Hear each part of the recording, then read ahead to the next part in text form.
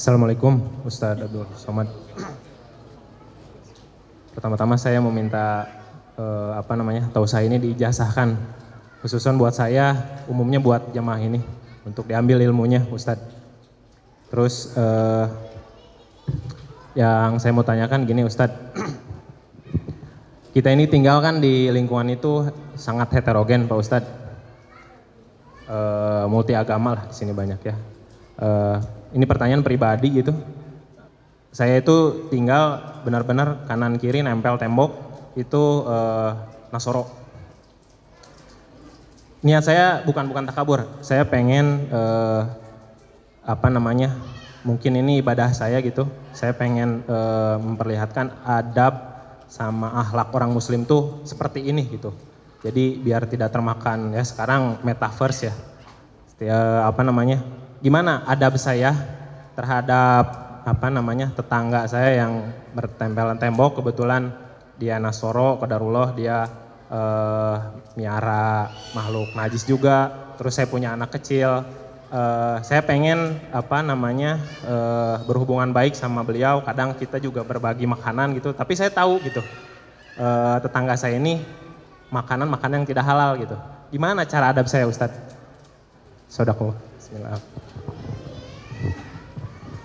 Saya bertetangga dengan non-muslim sampai kelas 6 SD.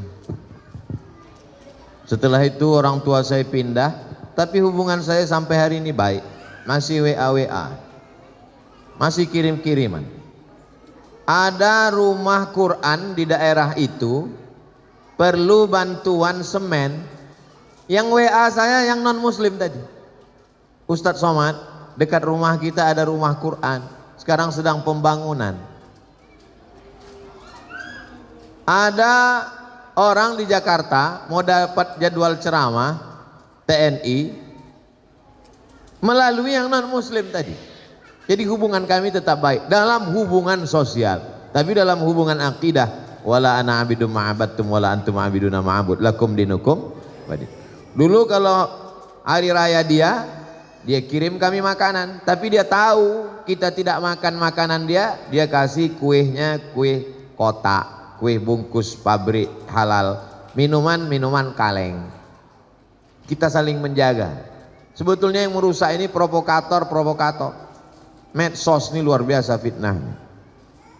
Adapun bertetangga menjaga adab, justru dia masuk Islam karena adab itu.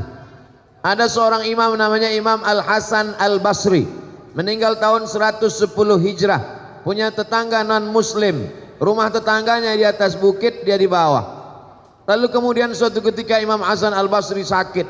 Tetangga yang non muslim masuk menjenguk ke ruang tamu. Hasan Basri mana? Dia di kamar. Tetangganya masuk ke kamar. Sampai di kamar, di pojok rumah ada ember. Tetangganya nanya, itu air apa Hasan Basri?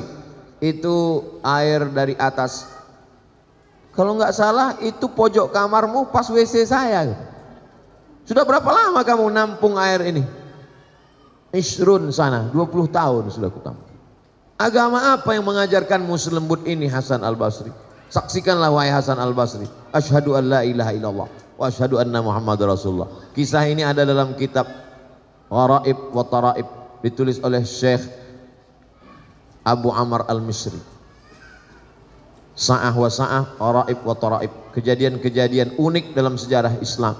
Masuk Islam bukan karena dia ajak masuk Islam, kalau tak masuk Islam neraka jahanam. Masuk Islam karena tersentuh hatinya. Orang kalau sudah kau sentuh tepat di hatinya, dia akan jadi milikmu untuk selamanya. So sweet. 20 tahun menahankan itu, buahnya ada tetangga masuk Islam. Kita kadang dia baru salah parkir sekali sudah keluar kebun binatang dari mulut kita. Dia punya anjing, lebih galak pula mulut kita dari anjingnya lagi. Adapun dia punya anjing, kita usahakan bagaimana caranya, apa pantang yang membuat kira-kira anjing itu tak masuk ke halaman kita. Karena kalau sampai air liurnya basah, kalau kering sama kering tak apa, tapi kalau sampai basah sama kering maka mesti dibasuh 7 kali. Kalau sampai anjing itu mengeluarkan air liur di halaman, lalu kemudian halamannya itu anak kita jalan kena kakinya, mesti kita siram kaki anak kita itu 7 kali dengan air, salah satunya dengan air yang dibasuh tanah. Kalau di sini ada tetangga punya anjing, sementara kita tidak punya pagar, mesti izin ke developer atau ke lingkungan, mesti pagar. Karena kalau tidak anjingnya apa kan? Akan masuk. Atau dibuatkan aturan, siapa yang melihara anjing mesti di dalam rumah dia. Dua kemungkinan, anjing itu mesti di rumah dia atau rumah kita berpagar. Karena kalau tidak mau tak mau anjing masuk. Karena anjing tidak bisa baca, kecuali kita bilang anjing dilarang masuk. Kita mesti menjaga ini hidup bertetangga, karena kalau tidak ini akan merusak tatanan sosial kita. Mudah-mudahan akhlak kita membukakan pintu hidayah untuk mereka. Ayyahdiyallahu bika rajulan wahidan, satu orang dapat hidayah karena engkau, khairum min humurin na'am, lebih baik daripada kau memiliki dunia beserta isinya. Tentang ijazah, ajaztukum jami'a marwiyati wa muallafati wa muhadarati, aku ijazahkan semua kajian-kajian, riwayat-riwayat hadis dan zikir, semua ceramah-ceramah, yang buku-buku yang sudah kusampaikan selama ini kepada seluruh jamaah Masjid Darul Falah yang hadir pada saat ini. Asa an tanfa'ana fid dharaini, mudah-mudahan bermanfaat untuk kita dunia akhirat. Amin ya rabbal alamin.